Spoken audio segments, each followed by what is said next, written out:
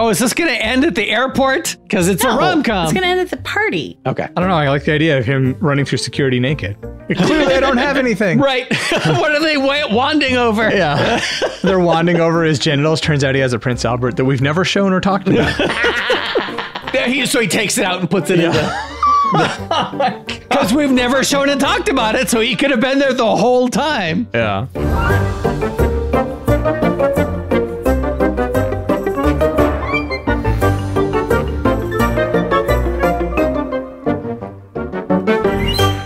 Hey there, story fans. Welcome to Almost Plausible, the podcast where we take ordinary objects and turn them into movies. I'm Thomas J. Brown, and joining me are my brilliant co-hosts, Emily. Hey, guys. And F. Paul Shepard. Happy to be here. I grew up in Hawaii and definitely didn't wear sunscreen as often as I should have, including on my 18th birthday, which was a day-long party at the beach, which resulted in quite a bad sunburn. What is the worst sunburn that you guys have had? Oh my gosh. So I used to be a teacher in Japan, and I didn't realize that sports day was an entire outdoors day. It wasn't like we're doing some sports on this day. It was sports day. Right. We're doing all the sports one day. I would have to be outside for all of that. And I did not prepare, and I did not wear sunscreen, and I did not realize, because of my creamy Irish skin, I did not have the sun tolerance that my Japanese coworkers had. And I burned to a crisp because I was outside for 8 hours in the sun. It was so bad, I had to learn words for sun cooked or whatever it is to say in Japanese for I've burnt myself, but I'm still alive. And they didn't really have like treatments for it because they don't burn. Because what idiot does that? Right. And that lasted, I stayed burned for a while. Like you could see the outline of my clothes on my skin. I, like you, did not wear sunscreen as I was supposed to, and I lived in Florida and Virginia. Right. Yeah, I got burned a lot. So my earliest memory is I had a giant bubble on my shoulder. Oof. And I was like 2, and we lived in Western Washington at the time. So how I got this, I have no idea. But my sister was terrified it was going to pop in the middle of the night and drown her. She had the bottom bunk. Yeah, I was about 2, so she was about 5. And she was just convinced I was going to drown her in the middle of the night. And I'd say the next worst one was when we moved to the Pacific Northwest from Florida. The sun is very different here. Mm-hmm. I think, and I'm not a scientist, so this is very inaccurate, but I think that something about the humidity that helps like filter the sun slightly, because I burned more here than I ever did in Florida. My sister and I both got a really bad sunburn to the point neither one of us could move. And we were using old wives' medicine to heal it and just soaking washcloths in vinegar and just laying it all over our body to help take the sting out. Because we were desperate. I think, Emily, where we are, the altitude plays a lot into it. Yeah. As a kid, I burned and peeled every summer. And that was just how we handled the sun. We lived in California. That's a sacrificial layer of skin, right? That's what it's there for. There's like a tan layer underneath your skin. So you burn off the top layer. And once it peels off, you have a tanned layer underneath that will last you the rest of the summer. It's like a snake shedding its skin. It's just natural summer progression. I just thought that's how summers were for everyone. No, it turns out. I don't remember us religiously wearing sunscreen till the 90s. I didn't wear sunscreen till the song. Well, we all should have been using sunscreen more. And being a bald man, I definitely use it a lot more now than I used to. And certainly lather my kid up. So sunscreen, that's our topic today. We're getting into that warm summer weather where people might be spending more time out in the sun. We thought it was an appropriate topic. This one was a little tricky. I think we're going to find something that we all had in common. It seems like there's an obvious choice when it comes to story ideas about sunscreen. Shep, tell us what you came up with. Okay. Obviously, my first pitch is about a manned space station. Naturally. Yeah. Naturally. So there was a Kurzgesagt video about terraforming Venus. And the first step is building a giant sunscreen covering Venus, putting it in the shade so that its atmosphere cools down. And so here the pitch is you have this manned space station that is this sunscreen, but then a tragedy on Earth leaves the station's inhabitants possibly as the last humans in existence. Ooh. My second pitch is someone on vacation has their sunscreen bottle or maybe all of their luggage, whatever, swapped and discovers a secret message or a USB key or something, in the replaced bottle. And spy/mistaken identity hijinks ensue. And also, because it's spy thriller, the sunscreen makes you invisible. Naturally. My final pitch is a rom-com at a nudist beach where you have a sunscreen chemist perfecting their formulas and they meet a quirky beachgoer. I'm sold. Yeah, I like this idea a lot. That's fun. Naked rom-com. I'm down. That's the title. That's all I have. Emily, what do you have? I have sunscreen that turns you invisible in the sunlight. But if it washes off or you get water on it, obviously you're visible again and you're visible at night. That's all I came up with for it. I can see lots of things with that. If it washes off easily in water, then, pulling the fire alarm that causes the sprinklers to come on because that's how Hollywood movies are. That's how they reveal that someone is there. You could even make them like vampires. So not only can the vampires walk during the day with this magic sunscreen, but they are also invisible so they can like stake out their victims. And honestly, then, invisible daytime vampires, just kill yourself. Fuck it. Like, I don't want to live in that world. That's Your choice of words, stake out their victims. Yeah. All right, so my next one is a drama about a sunscreen company putting toxic ingredients in their formula and making people really sick, and it kills a kid. And it could be a courtroom drama, Aaron Brockovich type thing. Yep. Yeah. And then another one similar to yours, Shep, which I thought this was my most original one, and it wasn't. A post-apocalyptic world on Earth where cities are protected by the sun's harmful radiation with giant sunscreens. The sunscreens are starting to break down because of the sun's radiation is naturally making them break down. And we're running out of the resources to keep up the maintenance of it. And it's a race against time to save humanity. Starring Mr. Burns. Yeah. Right? I know. I'm like, how do I pitch this without it being the Simpsons movie? Simpsons did it. Yeah. But it wasn't about the sun. No. There was an episode where Mr. Burns builds a machine to block the sun over all of Springfield. Oh, I forgot about that one. That was the two-parter where Who Shot Mr. Burns? Yep. Yeah. I totally... Oh my God. I forgot the Who Shot Mr. Burns episode. It's a classic. I remember the drama behind it and the contests they had and the things. It was a lot. It was a lot. Oh, and my final one, a string of arsenic poisonings are hitting a small city. At first, there's no discernible connections between the victims. Eventually, authorities realize that someone has been tampering with sunscreen around the city, but they don't know where the contaminated bottles are or who's done the contaminating. Will arsenic poison you through skin? It can. Don't question it. Don't think it's Just a curious. movie. Yeah, it can, but it does take a really long time. What's a new experimental poison then? There you go. Your turn, Thomas. So we agree there are no new ideas, right? Yep. So I have a post-apocalyptic story. In the not too distant future, the sunlight is so intense, for science reasons, that you have to wear sunscreen all the time, and certain times of day, you can't even go outside. Our main character is a man who, as far as we know, is the last man on Earth. He's making his way up north because he figures it might be safer. His logic is to move away from the equator. He's looting, or maybe scavenging, however we want to phrase that, as he goes. But on the map, he sees that pretty soon there'll be a big push that he'll have to make without any major cities. Now, he has plenty of food, but not enough sunscreen. And everywhere he looks, he can't find any. The weather unexpectedly turns, and he decides to push hard during a big thunderstorm. He gets stuck in the road because of a fallen tree, and while trying to clear the hazard, he slips and falls in the mud. He realizes he might be able to use the mud as a natural sunscreen, and finishes the push up north, where he eventually finds a community of people living safely without having to wear any sunscreen at all. And then also sunscreen that makes you invisible, of course. Of course. Anyway, which post-apocalyptic physical sunscreen invisibility story do we want to choose? Venus. I don't know. I think that one is very cool. I like that That's one. a really good one. What I really like about that one is like everyone on Earth is suddenly dead, and you've got this outpost of people who are like, "Oh shit, What do we do now? Just because I like the idea of the Hollywood movie and it being a major like fear for people if they think about it too hard. Is it like a giant asteroid and it's just another dinosaur apocalypse type event? Ooh, I like the irony that the lack of sun is what kills the people on Earth. The lack of sun? Yeah, the asteroid impacts is a giant dust cloud which blocks out the sun permanently or for hundreds of years. Which again is a type of sunscreen. Yeah.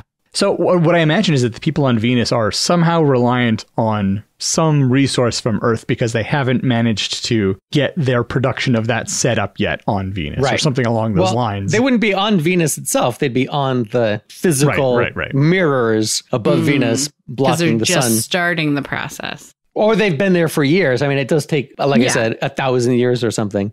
That's what I meant by just starting the process. It's only like 50 They've years only been there for 100 years.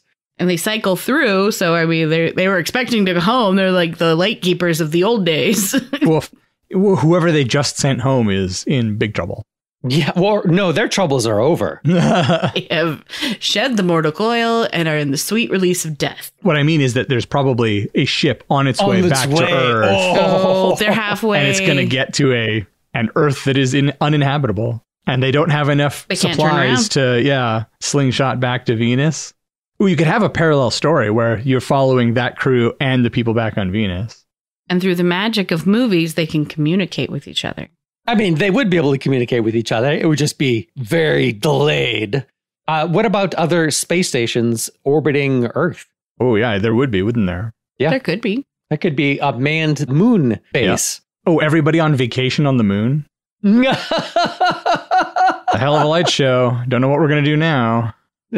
It's the old rich couple from Gilligan's Island. Thank you. So you like this one more than the nudist rom-com? I do like the nudist rom-com. I do like them both. And we can't combine them because... I was just going to say, there's a nudist beach on Venus. I do like the idea of like just having normal PG-13 rom-com things going on and they're just completely naked the whole time. Just like no sex at all. Maybe some kissing, but other than that, it's just they're just naked. At some point, they have to talk about pickleball and look directly into the camera. What's the story with the naked rom-com? Is it... So he's obviously like an uptight scientist. Oh, I see. I had her as the scientist. Oh, okay. Well, the uptight scientist. The scientist is uptight. That was what I was trying to say. The scientist is uptight. And then the nudist is obviously... nudist. Yep. Maybe that's too tropey. Like, I guess that's kind of well-worn trail. I'd like it more if the nudist was like rejecting modern everything, clothes and everything. That's just modern. No electronics, no. They were also a scientist, like the researcher. But they gave all that up. No electronics, no modern anything. They don't even wear clothes. They just live in this nudist colony. Have a vegan fruitist diet. Yep. No cooking. I kind of like that because that's way opposite from a scientist. Right. So is the prudish or clothed scientist is the sunscreen researcher? Yeah. And that would be great because he also rejects like chemicals. Right. So he has a natural sunscreen that he's discovered that works for him. It's mud. Yeah. Yeah. That she's like, okay, she finds out about it and it's kind of like, well, what are you using? You know, because she wants really good, easily replenishable sunscreen ingredients. More grown ingredients, fewer heavy metals. Right. That would give her the impetus to go and seek him out and him to be like, I'm not messing with your science shit, you know, that kind of thing. Right. He's turned his back on that. Yeah. So what are we going with? I like them both, and now I'm really invested in the naked. Now I'm invested in the naked rom-com. This is the one with the least substance in the pitch itself, which is a single sentence. Yeah, I mean, what is the big conflict? That the scientist works for a big chemical company, and are they under pressure to discover a better sunscreen? And so the nudist shows them... They have a lawsuit because they killed some kids. Right. Yep. Our arsenic-based sunscreen is not performing as well as we had hoped. Yeah. He didn't die from skin cancer. The sunscreen worked. But yeah, you could have that evil corporation whereas the scientist just wants to do the science. Yeah. And doesn't maybe realize that if the corporation discovers this natural sunscreen, they will patent it and prevent people from cultivating this plant. Right. So the scientist is very excited to like, oh my gosh, look at this thing. We don't need to manufacture all these harmful chemicals. Right.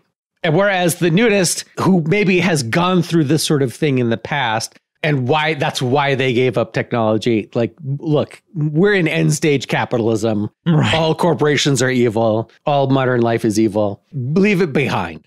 So is that like going to be the lowest low where the evil corporation does steal or they patent the formula and they start mass manufacturing it, or they come and they start wiping out the rainforest where this plant grows. They come and start wiping out the indigenous plant. So then what's the happy resolution? Anarchy. Stage a nude protest. There's no news coverage of it, though, because everyone's naked, so...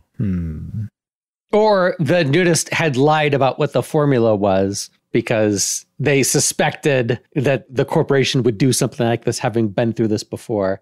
And so the scientist gleefully reports, okay, here's what we have. And the corporation comes in and takes everything. And they realize, oh, my company is the bad guys. Yeah. But then it turned out not to help them at all because it was just nonsense. Yeah, I could see that. It's an invasive weed in that area. And so the nudist sees a way like, I can get someone else to pay to have all this weed removed. That's pretty good.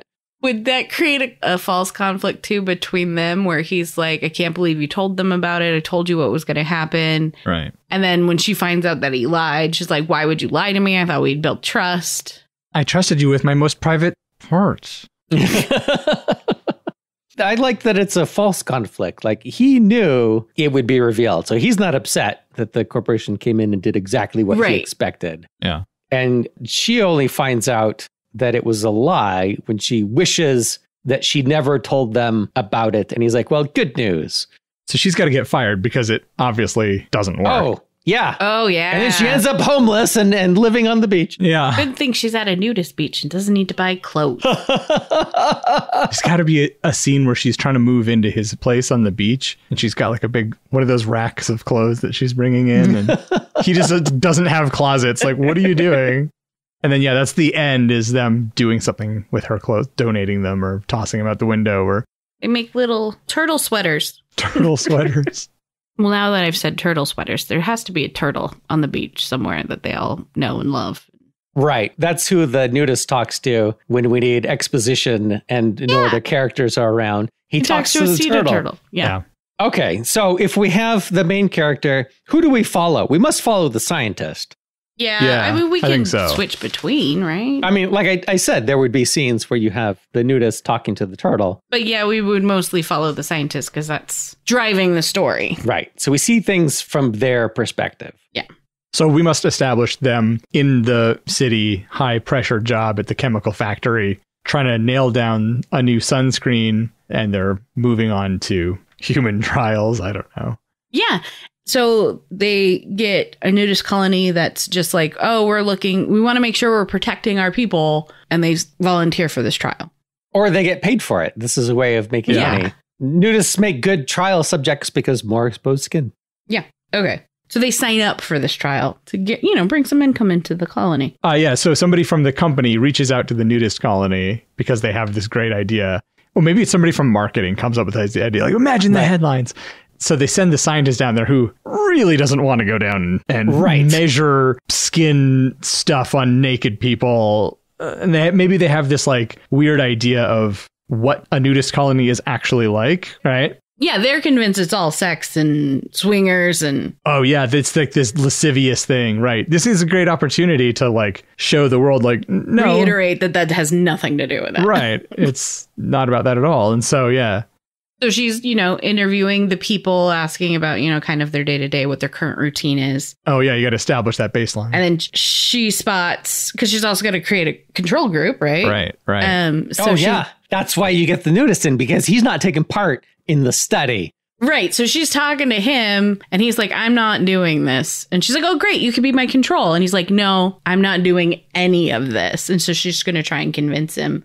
But then they talk about how, others have burned, but he never does. And he's got something weird that keeps him from doing that. What's their meet cute? This is terrible, but we're talking about nudity and whatnot. Is there a meet cute that she drops something and he approaches while she's bent over to pick it up? And so the first introduction to him she has is his cute meat. Or is that too in your face? Yes, too in the face. He can't know that she's the scientist at first. Because you want him to be friendly at first and be, maybe flirty or whatever until he discovers that she is working for the corporation. Right. So do they meet at like the beach bar or one of the like local grocery stores or something? Oh, because there's got to be like a normal village, not like a normal village there too, right? The colony's just kind of incorporated in there. Oh, yeah. Their first meeting is clothed. She doesn't know he's a nudist at first. He doesn't know she's a scientist, and she doesn't know he's a nudist. Oh, then what is he doing there? He is sending some sort of mail or wire to a family member. So that is the one piece of technology he might be willing to do because he doesn't use cell phones or have computer or something. So the only thing he's willing to do is like mail a letter. So he's in town to mail a letter. Mm.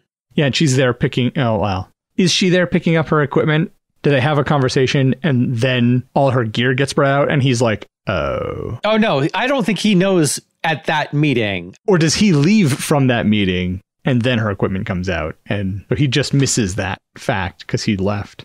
I think they see each other on the beach, and that's when they both discover who the other is. Yeah. Mm. Right. They have to leave the first meeting happy having met each other. Yeah, for sure. At some point, he's got to say, I hope I see more of you. Ha ha ha. Or she could say that to him, and then ironically later. Oh, yeah, that's good. Oh, and this is where you could establish that he doesn't have a phone or anything because she wants to exchange contact information. And of course, he doesn't have a phone. So he doesn't have a number that she can call.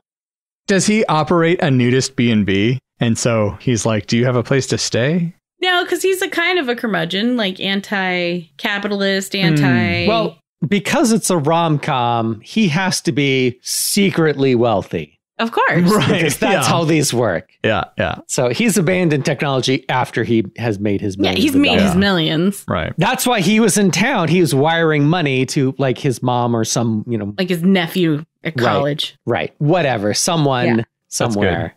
So it actually doesn't have to be a post office. It could be anywhere. There's just like a Western Union office there. Right. Maybe it's the local hotel because it's a big established business. That would make sense. Yep. And then, that's why she's like, no, I'm here on business. And so he has no idea she's there for sciencey stuff. Yeah. And she assumes he's a guest at the hotel, probably. Yeah. It works out really well. There's a logical reason for them both to be there. Yeah. So then she goes to the colony. Do they just live integrated within the town or do they just complete nudists all the time? So they have their own little like subdivision. I think they have a subdivision. Yeah. A beachfront. What's the word I'm looking for? Compound is a little strong of a word, but it's not a cult. Yeah. But along those lines, it's Go housing. Right. Yeah. Yes. They all drive around in golf carts. Solar powered golf carts. Yeah. Yeah. Of course. Yeah. Without leather seats. Right. You put a towel down. But maybe he wants to encourage the rest to be even more natural. So he's donated like a lot of solar paneling, but nobody knows where it's coming from necessarily. Oh, they know where it's coming from. Okay. But they don't tell her where it's coming from. They just say we had a donor that really set us up, and that's why we can live independently and do all this stuff. But, the small amount of money from the study will help buying whatever small necessities they need from town. Does he own the whole compound? Got to come up with a better word. I like that he would have found it and just like decided, this is it. But when he finds it, they're still reliant on some things that he's like, no, I can fix this problem. Or it's like maybe like a co-op thing. Like he bought the land initially, but as people have moved in, they've purchased portions of it. So he was able with all of his wealth to set it up, but he no longer owns the whole thing. It's just a big co-op now. Yeah, because they would have some like organic farming going on outside the walls. Yeah, and he would have he would want to have like a large foresty area to forage in.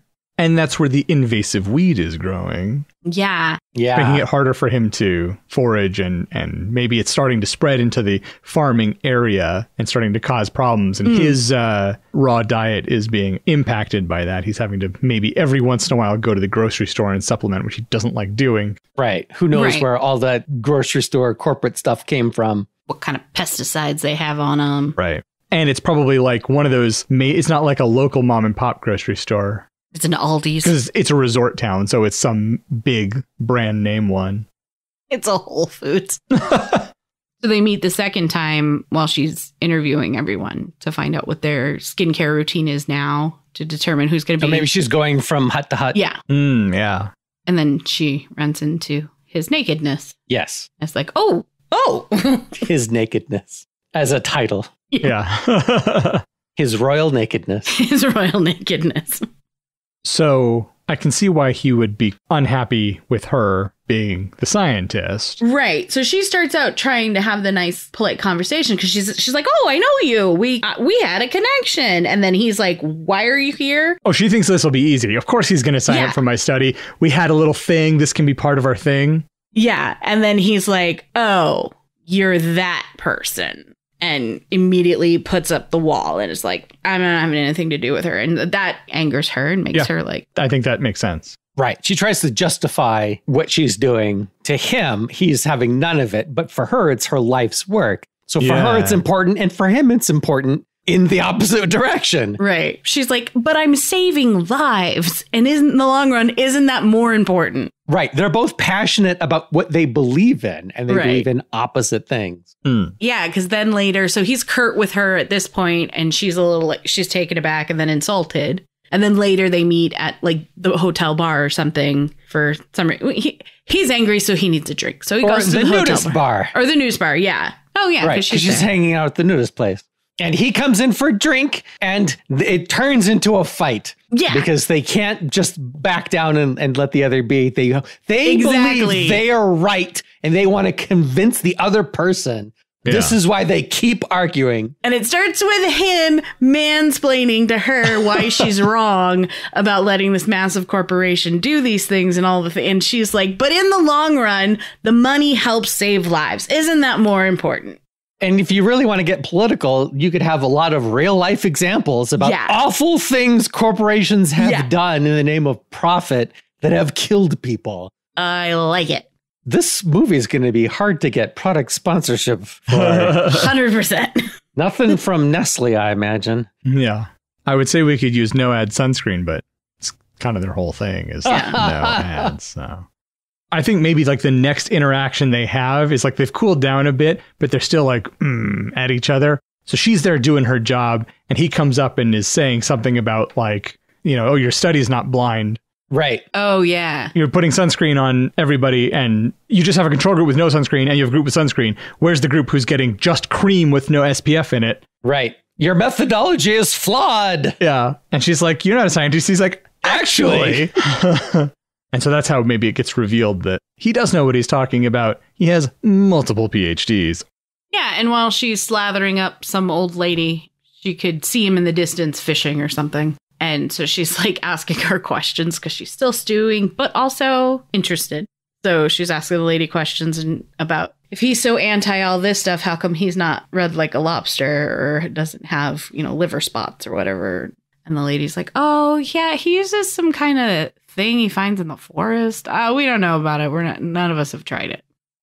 Looks like Thomas was going to say something. So I'm holding back from saying something. What I was going to say is that perhaps instead of coming to study a new product that they have manufactured, they've heard about this nudist colony that never gets sunburns. They have an incredible skin. Okay. And they're like, what is this? What are they doing? Like, what brand are they using? Because we got to study that. Why is it so good? But then I feel like very, very quickly we get to the plant or whatever the solution is. Well, if the only person that knows how to make it is the male love interest, then it's her trying to convince him to tell her what it is. And she can't convince him because he's not going to be swayed by money. He's secretly wealthy. And also money's evil. And the love of money is evil. Yeah. Money itself, that's why he didn't give everything to charity. Like, I mean, it has its uses. It has its uses. So then could she be like a dermatologist and he a chemist? So they like, I think then you get that idea of like, she's helping people. She's just a dermatologist for this big conglomerate. And he's been a chemist for huge conglomerates. And he was the one coming up with the chemicals to make everything. And so I like the idea of her doing experiments while she's there trying to discover what it is without the recipe. There was one person that had one bottle of it, and then she's like trying to, it's kind of this color. So what in the environment is kind of this color? There's kind of a clay-ish thing, and maybe that's one of the ingredients. So she tries that on some people. This is where her methodology is flawed because she doesn't have a control group, because she doesn't have a product that she's trying to test yet. She's trying to get the initial results. Like, does this work at all? Does this work at all? Does this work at all? And that's why she's a little blind in it, because she's not a chemist. She just knows, like, these ingredients are typically used in these things. Right. And so she's like feeling like, oh, there's like an oiliness to it. So it must have some kind of this product in it. Yeah. Yeah.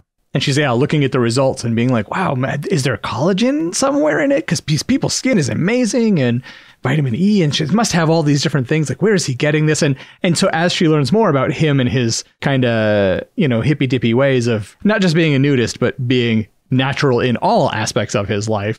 And she realizes, oh, well, he's not getting like chemicals. Like, where is this all coming from?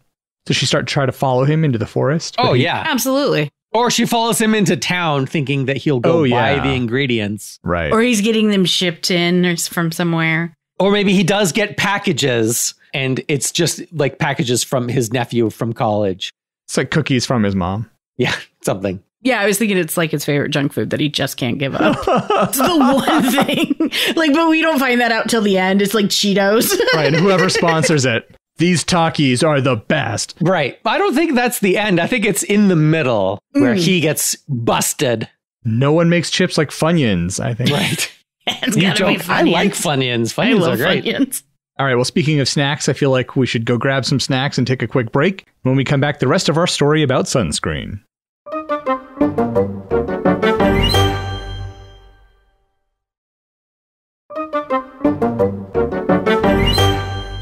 All right, we're back. Our nudist scientist has just gotten caught, or is about to get caught, perhaps, eating snacks, processed food, junk.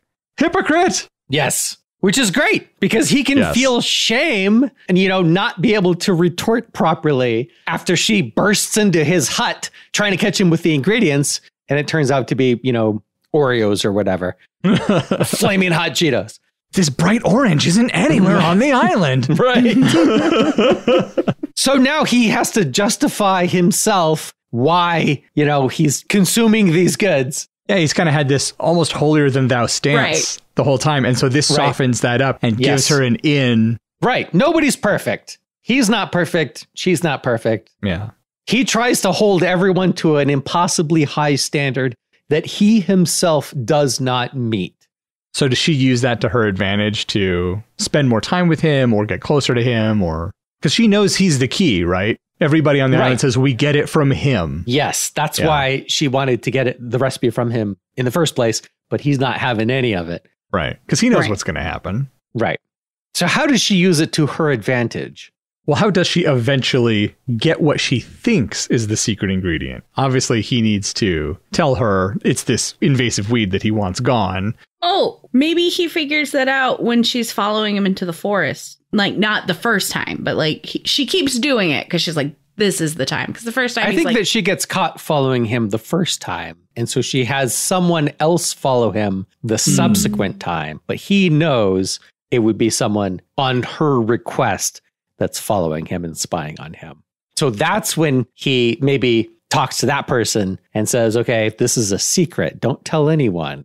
So is it some person who lives at the nudist colony and she's sort of recruited them as a local gopher to help out with the project? Sure. Right. Yeah, maybe it's like some young person who grew up there and they're going to go to the mainland to go to college. He has an interest in medicine. Right. They're also science interested. Yeah. So this is like a great opportunity for him. This is like an internship. You can put it on your resume.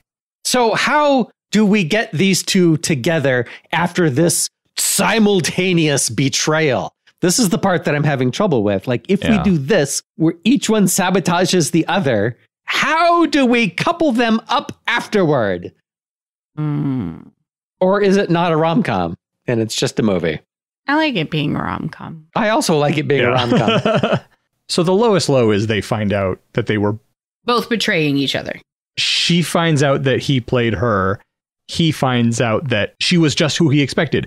You ran back and told your bosses immediately. Oh, they have a big fight on the beach screaming at each other about this. Because she's angry when she finds out. Oh, she leaves. And then she comes back to fight with him because she got fired. Because that fucking plant doesn't do anything. Yeah. You knew this whole time that it wasn't the right plant. you purposely misled me. You did this. And he's like, yeah. And you went and sold it to the corporation, and they came in and wiped the whole plant out in the whole area, just like I told you they would. Okay, how much time has passed? So she reports back to the corporation. Mm-hmm. I found the ingredient. It's this plant. Does she go back at that point? No, she can't go back because she thinks I'll have to do a study on it. I'm giving them a progress report. My study isn't over, but I'm going to let them know, here's what I found so far. If I get hit by a bus or whatever, they'll know, because she's doing her job well. She's a good scientist. And then while she's still there thinking she has time to investigate the plant, that's when the corporation swoops in with a team of people, and they just scour the forest and get all of that plant that they can, both to study it for themselves and to prevent anyone else from having what they think is this revolutionary compound. Yeah. Oh, yeah. And to start the mass marketing. Right. And so she gets disillusioned a bit because the corporation does this. The corporation sort of betrays her at this point. Maybe she talks to the guy. At this point, they go to the bar. And she's like, I can't believe that they did exactly what you said they were going to do. Maybe you were right. Maybe I'm in the wrong. But then she gets fired because it's discovered that it was all a lie and it does nothing and it has no properties. And the corporation spent, millions of dollars to do a bunch of simultaneous studies on the compounds in this plant. And it was all wasted. And they blame it all on her. And they're like, don't even bother coming back. You're fired. How mad at her is he that she told the corporation? Because he got what he wanted. Not at all. He's feeling guilty about it. He is sorry that he did this to her, but he's not sorry that the corporation suffered. He wanted the corporation to suffer more than he'd wanted her to not suffer for what she was doing. But is he feeling guilty when she's fired or when she's initially expressing? Because it's sort of like two different moments. Right. He knows when she's expressing regret that the corporation betrayed her, that the other shoe hasn't dropped yet. So maybe you put that in the dialogue where he's trying to comfort her and maybe saying, hey, maybe you should quit that job and get another line of work. There's always openings here at the nudist colony. We could use a good dermatologist. Right. Lots of sun exposure. Just saying. So I like that a lot, that he's like, oh, maybe you should quit. Because, yeah, you're right. He knows. Right. But he also doesn't tell her that it's coming.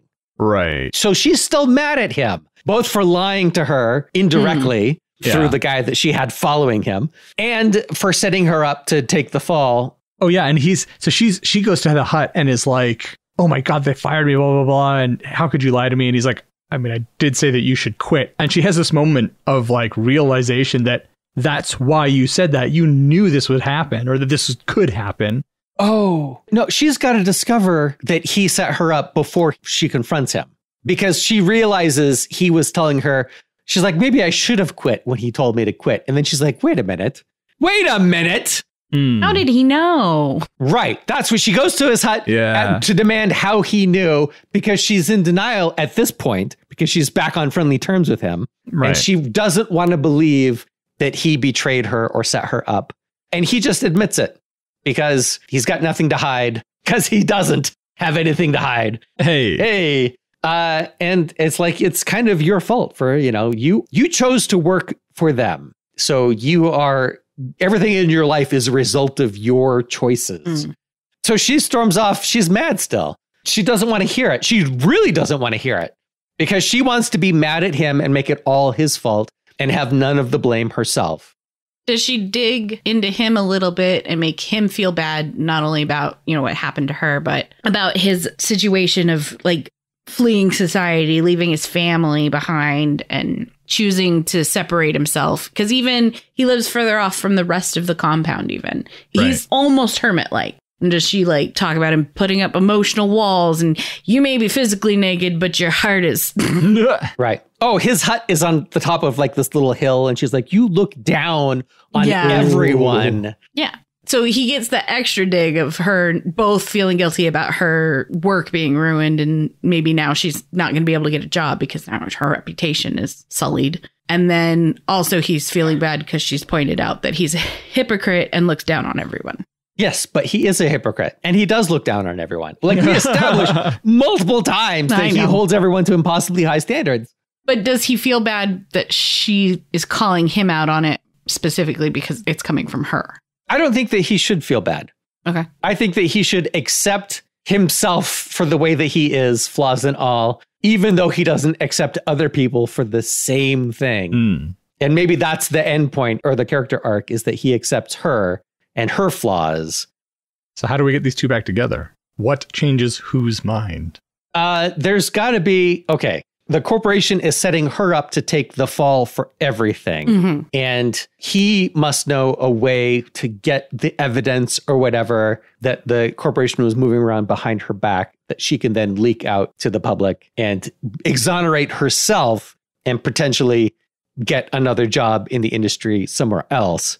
So she's not blackballed for embezzling whatever. And in fact, it was the corporation screwing her over, which is also counter to his interests if he is interested in her and wants her to stay. Right. Now she has the freedom to go back to the mainland and get a job somewhere else at another corporation rather than staying and being the nudist colony doctor.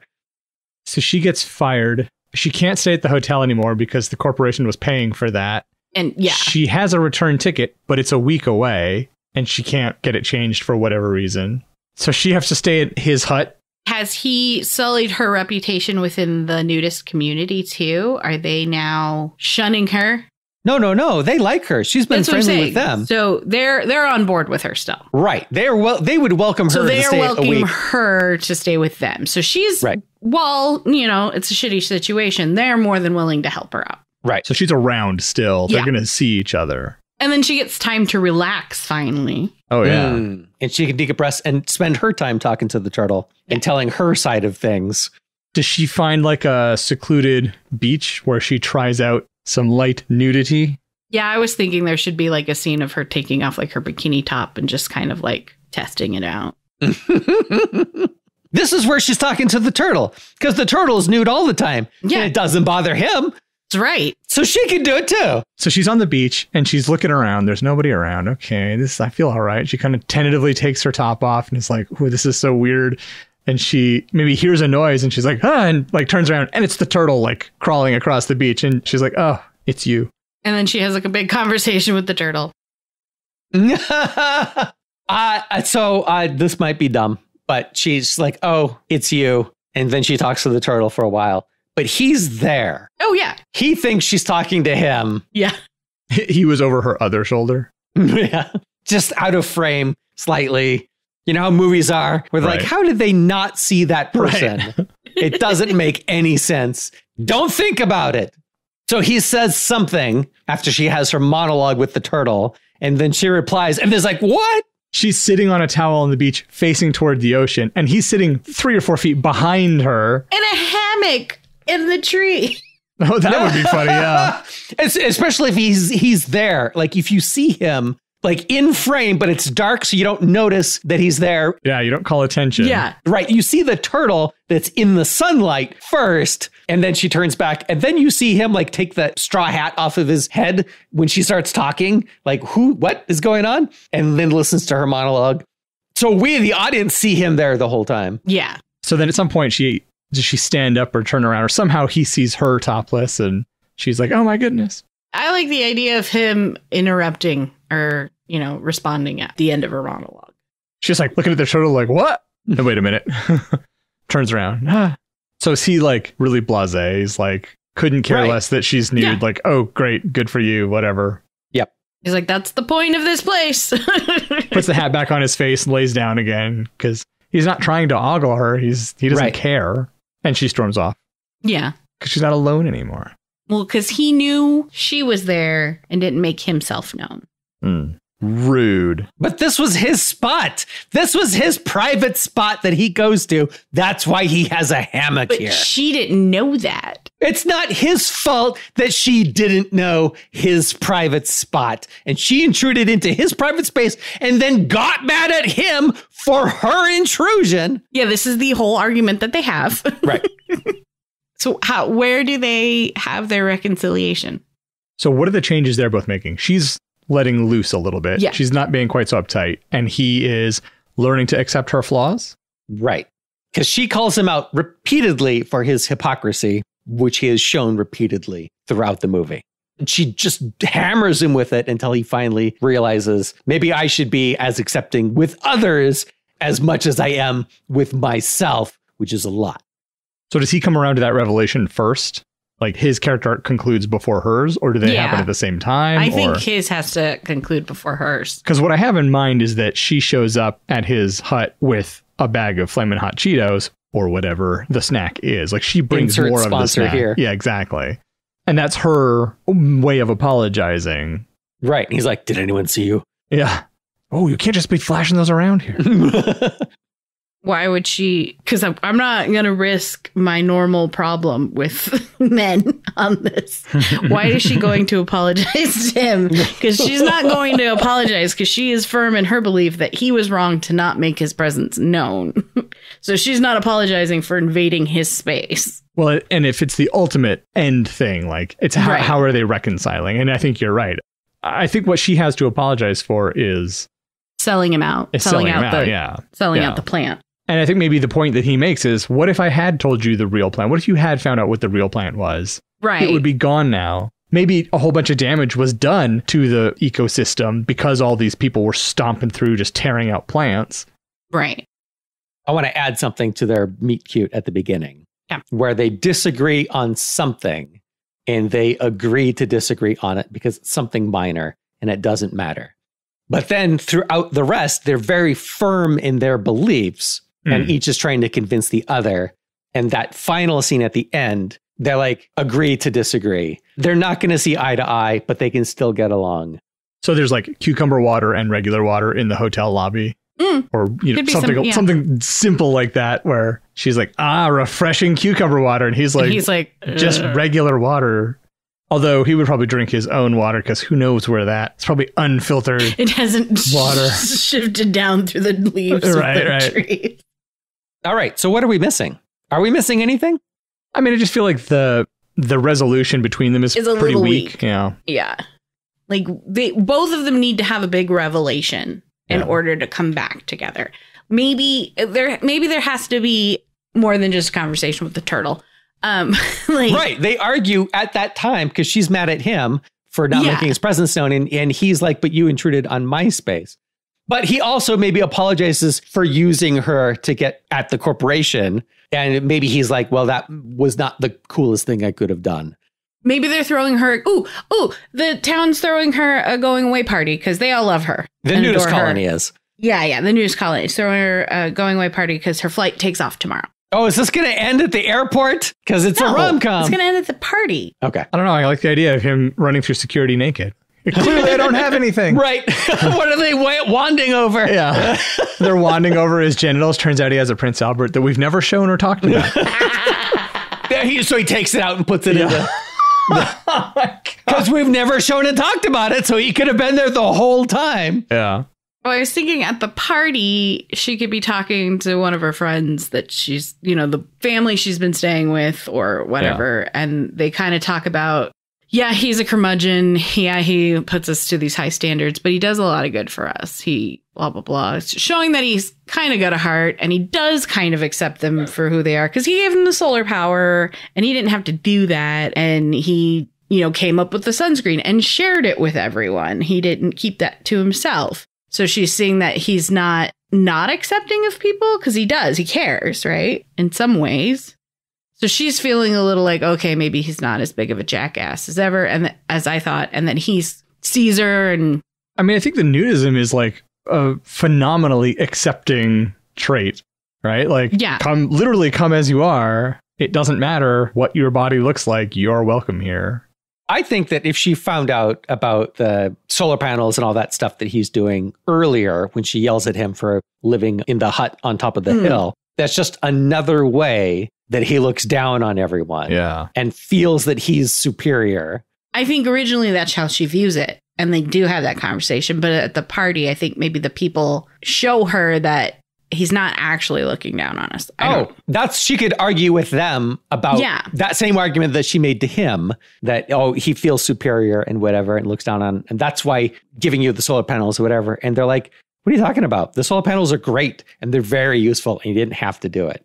So yeah. And it helped build our community.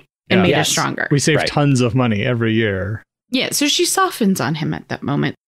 What are the two ethical the arguments that were on like the Good Place, where it's the motivations versus the consequences? Like she's Oh. judging him on the motivation, like he's giving Yeah. the solar panel because he wants to feel superior, and they're judging him on the consequences, where the solar panels really improved their lives. So it's a Yeah. good thing. She's like, no, it's a bad thing, and they're like, we're looking at it from two different angles.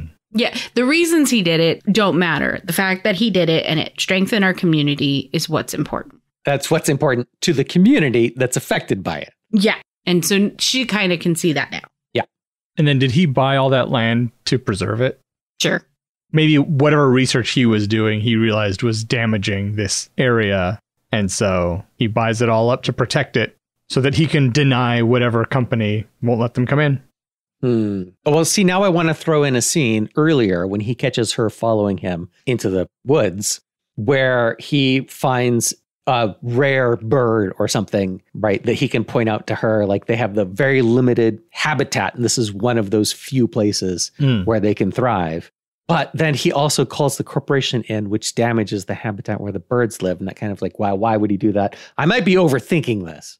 Maybe It's a migratory bird, and there you go. they're watching it just as it's leaving. Mhm. Now's the This time is for just them to it come doesn't in. live here. This is just a stop on its path. Yeah, and these stops allow it to rest so that when it gets to the nesting grounds, it can propagate the species. But the habitat is threatened by the invasive weed. Hmm. Why doesn't he just pay to have the weed removed, though? He has all this money. Don't overthink it if you keep finding logical flaws. But yes, why would he just not pay to have it removed? That's a very good question. Especially by people who would respect the rest of the ecosystem whilst doing it. Right. I think you guys are overthinking it because it's a rom-com and it doesn't matter. I think you're probably right. Yep. So is that good then? They fall in love? Like, Yeah. Well, so at the party, because I want in an earlier scene when she's digging at him about his hypocrisy, I want her to steal the flaming hot Cheetos. Not just like she physically takes that bag that he just got that he hasn't opened yet. Ooh. Yeah, she takes it from him and is like, "This is your punishment," and walks off. And don't open them. They're the best when it's fresh. Yeah, so at the party, after she has that conversation and, comes to the conclusion of maybe it is the results that are more important, or the consequences are more important than the motivation, she goes back and gets the chips and goes and finds him. "I'm sorry, you curmudgeon old man." And then he apologizes to her first, and then she goes and gets him. Yeah. But that's, I think, her peace token is then, because I like the idea of her giving him the chips back, or giving him the snacks. Is he at the party? Yeah. So she is also at the party. Yeah, the party's for her, so she's definitely there. Right. I think he's kind of loitering on the edge. So she's not going to find him at his hut. She's finding him at the party. Yeah, I think maybe the intention is originally to find him at the hut, and then she runs into him at the party. If he's going to apologize first, shouldn't he come to the party because it's his last chance? That's why she runs into him at the party. Yeah.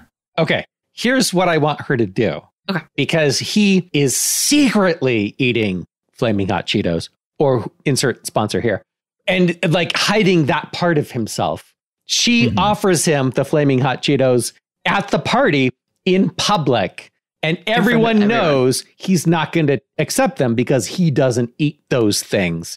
And then he does and says delicious. Whatever. Really sell the ad placement. Yeah. Hits the spot. Whatever. Yeah, whatever the line they tell us he has to say, that's what he says. Right. Drilled to perfection.